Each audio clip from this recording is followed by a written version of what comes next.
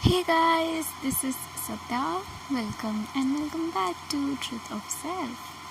Guys, आज के इस वीडियो में हम कवर करने वाले हैं वर्सेस और फ्रॉम 20 to 28 चैप्टर 2 ऑब्वियसली समाधि साधना पद से।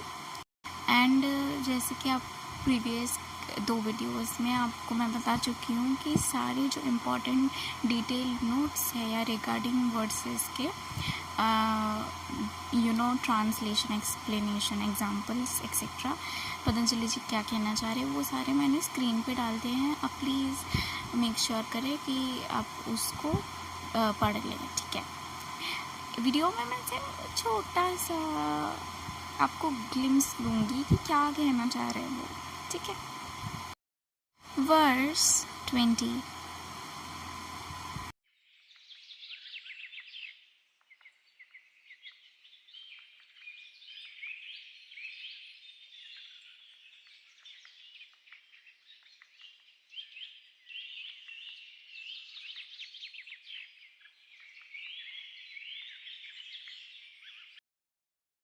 जो दृष्टा है वो शुद्ध चैतन्य है, पर फिर भी वो मन जैसा प्रतीत होता है, इन सिंपल, ठीक है। सो अगर नहीं समझ आया तो इन डिटेल मैं बता रही हूँ कि पतंजलि जी यहाँ पे क्या कहना चाह रहे हैं कि जो आप हमारा वास्तविक स्वयं है, दृष्टा का वास्तविक स्वयं है, वो है पुरुष, जो कि शुद्ध चैतन्य, पुरुष या आत्मा जो कि शुद्ध चैतन्य है। आपके विचार, आपके इमोशंस, आपका शरीर, आपके पर्सनालिटी नहीं है। आप सिर्फ विटनेस है, दृष्टा है, जो देख रहा है सब कुछ को। लेकिन फिर भी वो मन के तरह दिखाई पड़ता है। यानी कि मन आपको कॉन्स्टेंटली बिलीव कराता है, स्टोरियाँ बुनता है, जिससे आप खुद को उससे आइडेंटिफाई कर लेते हो, ठीक है। उस मेंटल पैटर्न से आइडेंटिफाई कर लेते हो, ठीक है, पुराने एक्सपीरियंस से या जो कुछ भी आपने अब तक एक्सपीरियंस किया है उस कैरेक्टर से, जिसका कैरेक्टर आप प्ले कर रहे हो अभी।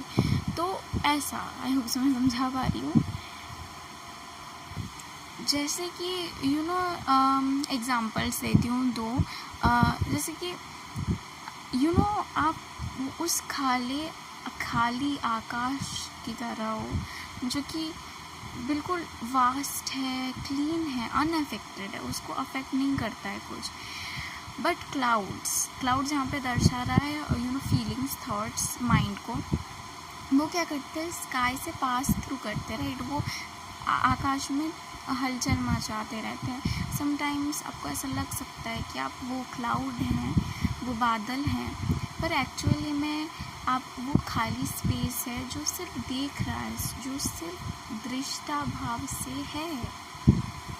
एक एग्जांपल, जैसे कि आप कभी अगर थिएटर में मूवी देखने गए हैं और आपको मूवी इतनी रिलेटेबल लगे, इतना आप खो गए उसमें कि आप भूल ही गए कि आप मूवी देख रहे हैं, आप थिएटर में, like that. Now I hope so समझ आया होगा। Now let's moving forward to verse 21।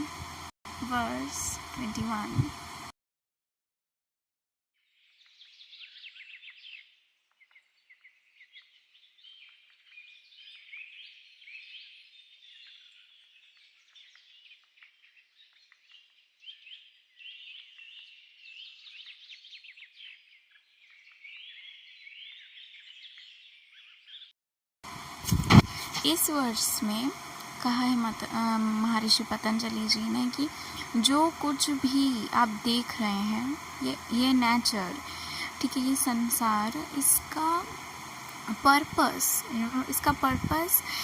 सिर्फ जो दृष्टा है, यानी कि पुरुष है, उसके लिए ही एग्जिस्ट करता है, उसके sake for the sake of seer exist करता है, ठीक है। नहीं समझ में आया तो मैं बताती हूँ कि यहाँ पे जो शब्द दृश्य आया है वो रिप्रेजेंट करता है एंटायर वर्ल्ड, एंटायर जो यूनिवर्स, लाइफ, ये सब आपका शरीर, मन, इमोशन, रिलेशनशिप्स, नेचर, है ना, ये सारे जो है एवरी टाइम वो आपको क्या देते हैं, एक एक्सपीरियंस देते हैं, राइट, एक्सपीरियंस देते हैं, आपको सिखाते हैं कुछ। क्यों? क्योंकि ताकि आपको मोक्ष मिले, ठीक, आप लिबरेट कर सको, आपको लिबरेशन मिले, मोक्ष मिले। जो दृष्टा है उसको, जो समझ रहा है कि वो दृश्य है।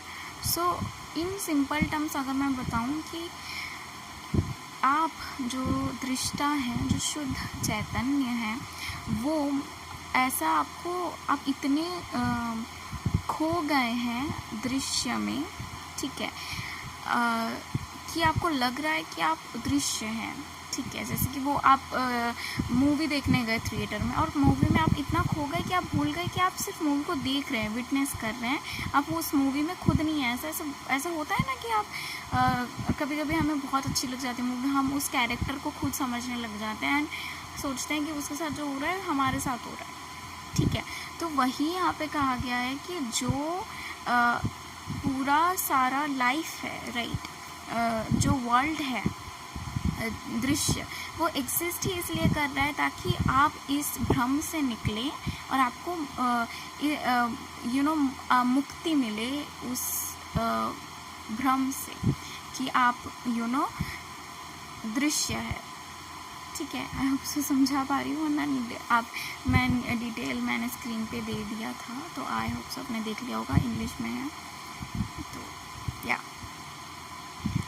जैसे कि अगर एग्ज़ाम्पल एक और दूँ, तो जैसे कि इसको ये जो वर्ड्स है उसमें जो कहा गया वो अच्छे से समझने के लिए कि आपको आयना पता है ना, मिरर। तो मिरर का पर्पस क्या होता है कि हमें फेस दिखाए, हमें दिखाए कि हम कैसे दिखते हैं, राइट, ठीक है। तो वैसे ही जो वर्ल्ड है ना, वो भी आपको दिखाता है कि आपका वास्तविक स्वयं क्या है। तो हाँ, लाइक दैट। और जब तो अगर ये आउट ऑफ कॉन्टेक्स्ट नहीं है, बट ठीक है, ये रिलेटेड है, बट इस वर्ड्स में नहीं बताया गया है कि जब अगर वर्ल्ड का पर्पस आपको दिखाना है, आपकी रियल पर्सनालिटी, आपका रियल वास्तविक स्वयं, तो जब आपका वास्तविक स्वयं अनुभव हो जाता है, तो आपके लिए जो वर्ल्ड है वो ख़त्म हो जाता है, and that's true. Okay, let's moving forward to verse 22। Verse 22,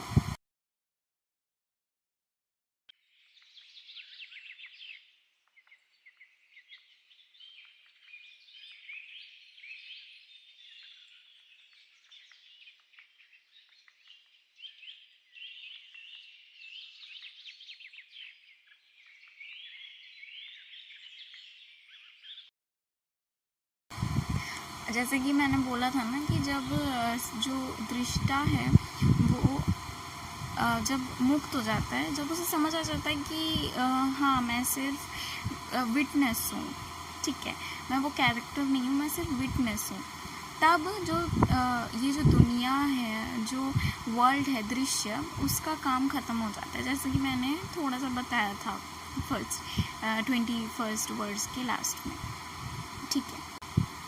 like बहुत अच्छा एग्जांपल है, स्कूल का इमेजिन कीजिए। जैसे कि आप क्लास 1 से 2 पे शिफ्ट करते हैं, राइट, फिर 2 से 3 पे, 4 पे, 5 पे, 6 पे, 7 पे, 8 पे, 9 पे, 10 पे, 11 एंड 12 पे। 12 ख़त्म करने के बाद आपके लिए स्कूल का एग्जिस्टेंस ख़त्म हो जाता है, बिकॉज आप स्कूल नहीं जाते। पर क्या वो स्कूल ख़त्म हो जाता है, स्कूल बंद हो जाता है? नहीं, स्कूल चलता रहता है। क्यों? आपके जूनियर्स को पढ़ाने के लिए, राइट। तो ऐसा ही है। मुझे पता नहीं मेरा इंग्लिश अच्छा है, हिंदी अच्छा है, संस्कृत अच्छा है, आप बताना कमेंट में, ठीक है। मतलब कभी कभी कुछ भी होता रहता है मेरे समझता था। ठीक है, वैसे ही जैसे आपने स्कूल पास आउट कर लिया ना, वैसे ही जो स्कूल पास आउट कर लेते हैं, यानी कि जो इन सब ये इस सच को रियलाइज़ कर लेते हैं कि वो शुद्ध चैतन्य है, विटनेस है, उनके लिए जो क्या बोलते हैं, दृश्य वो ख़त्म हो जाता है, पर बाकी के लिए वो एग्जिस्ट करता है। क्यों? क्योंकि उनके खुद के जर्नी के लिए वो इम्पोर्टेंट है, इसलिए। ओके, बहुत ज़्यादा ही लंबा समझा रही हो लगता है मेरे को आज, कोई बात नहीं। और वैसे भी वीडियो बहुत लेट आ रही है ना ये, तो I am sorry for that. तो थोड़ा समझा देती हूँ मुझे, राइट। और अगर आपने नोट्स पढ़ लिया तो आपको तो पहले से ही समझ आ गया होगा, पर फिर भी मोर क्लैरिटी मेरी आवाज़ से सुन लीजिए, ठीक है। Now moving forward to verse 23। Verse 23।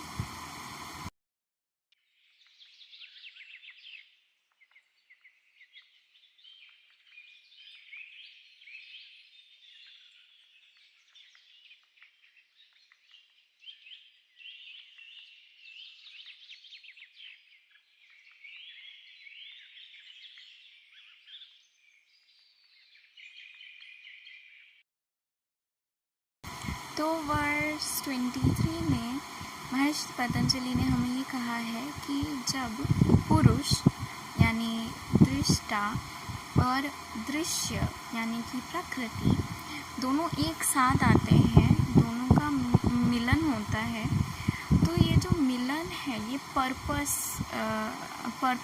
Purpose से होता है।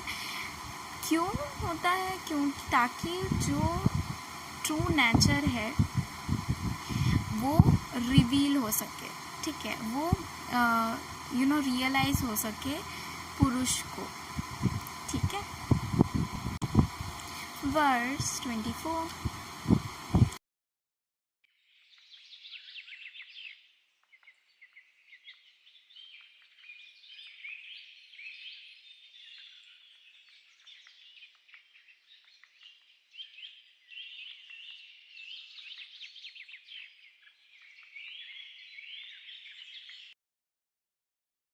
वर्स 24 में महर्षि पतंजलि ने हमें ये बताया है, रीज़न बताया है कि क्यों पुरुष स्वयं को प्रकृति समझता है। अच्छा, ये वाला हटा देते। क्यों जो दृष्टा है वो स्वयं को दृश्य समझता है? क्यों वो ये समझता है कि वो मन है, विचार है, इमोशंस है, ये सारे मैं हूँ, मैं ये शरीर हूँ, मैं ये विचार हूँ, ठीक है, ये सब क्यों समझता है वो? रीज़न अविद्या, नहीं जानना कि वो वास्तविकता में है कौन। और इसी वजह से हम जो परमानेंट नहीं है उसे परमानेंट समझते हैं, जो शुद्ध नहीं है उसे अशुद्ध समझते हैं, मतलब जो अशुद्ध है उसे शुद्ध समझते हैं, जो परमानेंट नहीं है उसे परमानेंट समझते हैं, जो दुखदाई है, पेनफुल है, उसे प्लेजरेबल समझते हैं, और जो सच में मैं नहीं हूँ उसे मैं समझती हूँ, ठीक है। एक मैसेज कि आपका जो वास्तविक स्वयं है वो मुक्त है, ठीक है, पर जो अविद्या है, अविद्या ऐसा इल्यूजन क्रिएट करता है, ऐसा भ्रम क्रिएट करता है कि आप बंधे हुए हो और आप उसे ही सच मानते हो। जब क्लियरिटी मिल जाती है आपको, तो आपको ये समझ आ जाता है कि क्या सच है और क्या झूठ है, तब ये भ्रम जो है चला जाता है। जब विद्या प्राप्त हो जाती है तो अविद्या चली जाती है। जैसे कि अंधेरों में सांप को, मतलब रस्सी को सांप समझना, ठीक है, पर जैसे आप अंधेरे में आप चल रहे हो, लेट सपोज, और आपको कुछ लंबा सा महसूस हुआ, ठीक है, आपको अचानक से आपको लगा कि अरे ये तो सांप है, फिर आपकी धड़कनें तेज़ हो गई, आप पैनिक करने लगे, पर वो तो सांप था ही नहीं, वो तो रस्सी थी, है ना। तो अविद्या जो है वो डार्कनेस है जिसकी वजह से आप सच को नहीं देख पाते कि वो सांप है या रस्सी, ठीक है। लेकिन जो विद्या है वो क्लियरिटी है, वो सच की रोशनी है जो आपको दिखाती है कि सच क्या है, वो रोशनी है जो आपको दिखाती है कि सच क्या है। ये रस्सी थी या सांप? फ़ोन का टॉर्च जला के देख लोगे तो तभी तो पता चलेगा, पागल। ठीक है, moving forward to verse 25। Verse 25।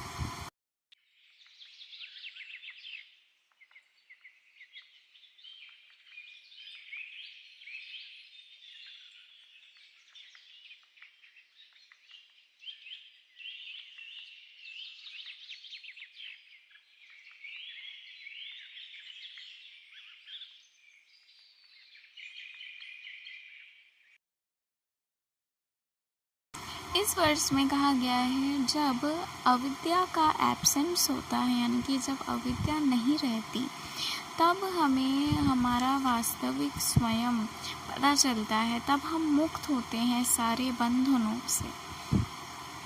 तब कोई कॉन्फ्लिक्ट नहीं रह जाता, कोई बंधन नहीं रह जाता, कोई सफरिंग नहीं रह जाती, सिर्फ शुद्ध चैतन्य रह जाता है, शुद्ध चैतन्य। तो यही कहा गया है इस वर्स में, वर्स 26।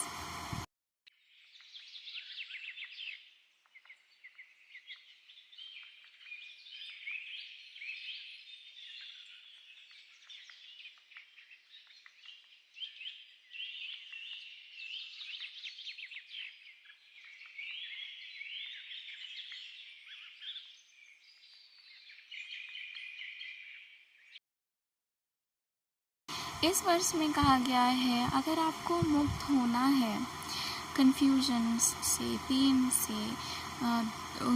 बंधनों से, तो आपको विवेक लाना होगा, अपने अंदर विवेक लाना होगा।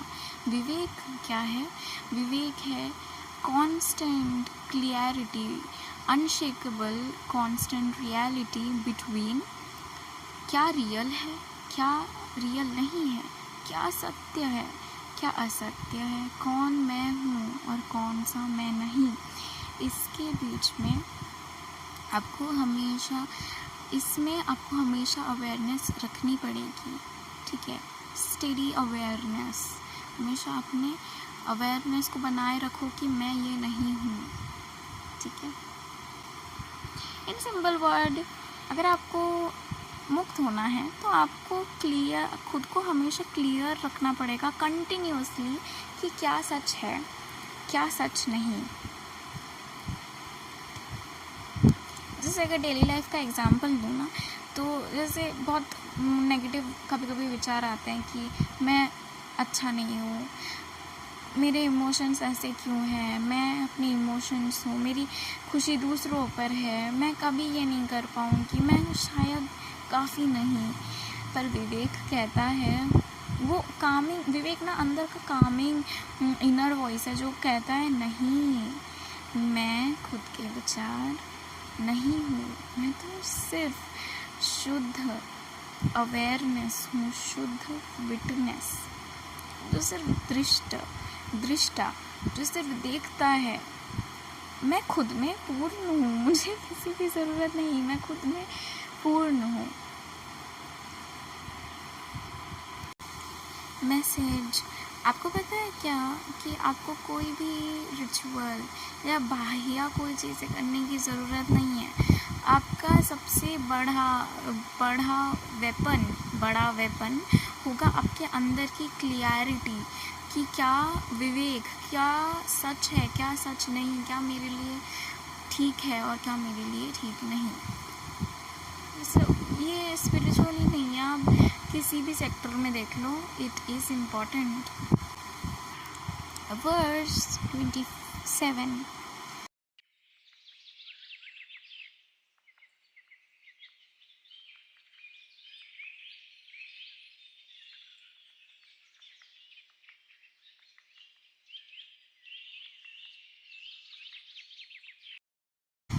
वर्स 27 में ये कहा गया है कि जिस मनुष्य, जिस पर्सन या जिस भी व्यक्ति के पास विवेक है, या फिर आप विवेक प्रैक्टिस कर रहे हो, ठीक है, तो ग्रेजुअली आप इनर विजडम को ग्रो कर रहे हो, मतलब, ठीक है, और धीरे धीरे आपके अल्टीमेट रियलाइजेशन के 7 फोल्ड्स अनफोल्ड होने लग जाएंगे। यानी कि इंग्लिश में बताती हूँ, for such a person wisdom unfolds in 7 stages leading to the ultimate realisation. यानी कि ऐसे व्यक्ति जिसके पास विवेक है, उसका जो विजडम है वो 7 स्टेजेस में अनफोल्ड होगा और वो लीड करेगा अल्टीमेट रियलाइजेशन के तरफ। In simple word, when you keep choosing clarity over confusion, your wisdom deepens step by step until you reach the summit of liberation. यानी कि अब आप जब विवेक को चुनते हैं, कन्फ्यूजन को चुनने के बजाय विवेक चुनते हैं, आपका ज्ञान और गहरा होता जाता है और धीरे धीरे वो बढ़ेगा जब तक आपको मुक्ति नहीं मिल जाती। वर्स 28 लास्ट वर्स है आज के वीडियो का।